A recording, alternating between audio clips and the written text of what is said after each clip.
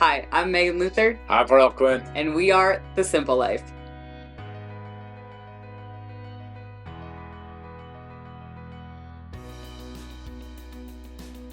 Today we are going to chat a little bit about working in your area of expertise. This has come up recently. It's come up in the past as well, but overall, Grand County, we've seen a lot more people discover us, find us. In 2020, a lot of people that were leaving more congested areas were looking for less congested areas, and Grand County happens to be a very non-congested area. We're very open space friendly. What is it? 70% of our market's open space. Yes, correct. National forest. Forest, open space. Yeah. To say that people literally ran for the hills would not be an understatement. Right. Over the past 4 years. So that's been fun and interesting. And with that has come, obviously, we're very close to Denver. So a lot of folks liked to work with the people that they knew to buy properties.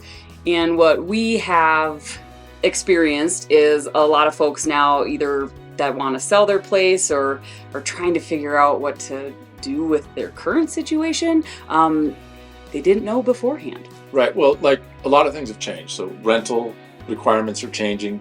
The STRs, the short-term rentals, those requirements are changing in almost every town. Breckenridge is really doing something. We talked about that last week. Yep. Frazier's starting to do stuff. Winter Park's doing stuff. Grand Lake's done some stuff. So with the changing rules, people are a little uncertain of what their product's going to bring and what it's not going to bring, what's the value of their home, what's not the value of the home. And as good as the Denver brokers are, and a lot of them are really good at pricing and coming up with ideas of why you're in marketing your home, what they don't know is what each neighborhood brings. They don't understand the complexity of how the bus runs or how close you are to restaurants, or you're walking distance or you're not walking distance. And so that's why using a local broker that actually knows that those ins and outs is a better deal for the client. It's also hard, particularly in our second home market. You want to make your client happy, and a lot of times sellers just want what they want, and you can justify maybe a higher price, but that's not necessarily what the market is dictating. So we've been seeing properties stay on the market for longer. Some sellers don't care. Some agents are fine with it too, letting it ride. Those are pretty special situations. But for the folks that really do want things to move, you have to understand the market dynamics, our seasonality, really what's going on economically and worldwide. Everything factors. We're not a primary resident area typically. Right. So people aren't like having to move for schools or for a job. So there's a lot of different variables that factor into our market economics. And something that will relate to the buyers and sellers a little more. When you look at your Zestimate from Zillow, and then what your agent tells you can or can't sell a house for, and then you look at the county records, and granted the county's assessing your records based on the last 18 months or 18 months ago, but you look at those records and also the numbers are very different.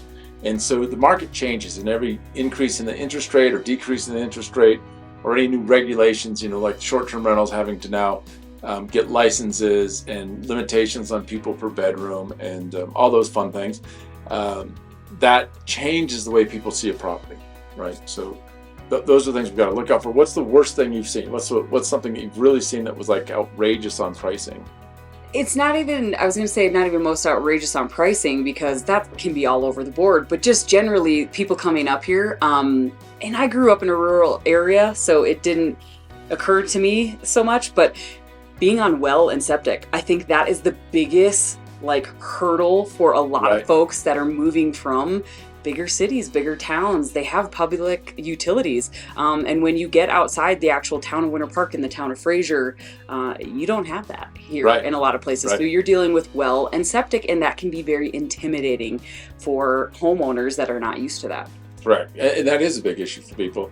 The thing I've seen is, especially on businesses, because I've kind of moved into commercial a little bit, but I still do all the residential stuff. On the commercial side, we see people basing businesses based on what they would sell in Denver.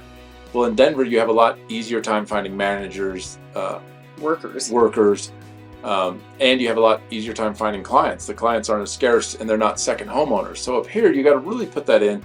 And probably the most outrageous number difference I saw was a business listed for $1.2 million, and it sold for $350,000. Yeah. And that's because the guy didn't realize the competition that had opened up He was working just slightly out of his area, but he was out of his area. And so that was a shame, because the seller had hoped that he was going to get more out of it, and that really was a hit to his plans, his future plans, what he was going to do. So. Yeah, so just the importance of working with somebody who's local to the area can really make all the difference in the world. Yep. And it's not just local real estate agents. You want to pay attention to lenders as well, who are familiar with the area and the different products that exist. We've run into that in a lot of different condo complexes. And the federal regulations for lending has changed. So something that wasn't considered a condotel, throwback term, back in the day, maybe they're looking at it like that now. So along with agents, lenders, there's also tradesmen. I think it's important to have local contractors and different handymen. Obviously, there's universal things that can be fixed or addressed by professional plumbers, HVACs, contractors. Like I said, if you're bringing people up from Denver, they're going to charge you travel time, hotel stays, where if you get a local person, their dollar per hour might be a little bit more, but overall cost is going to be a lot less. So, it's good to work with locals because we know who does what and what they charge. Parnell, you've lived here for a long time. What do you think?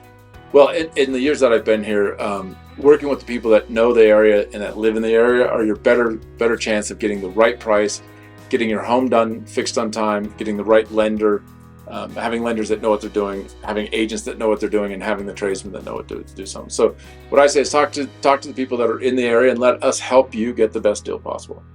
That's awesome.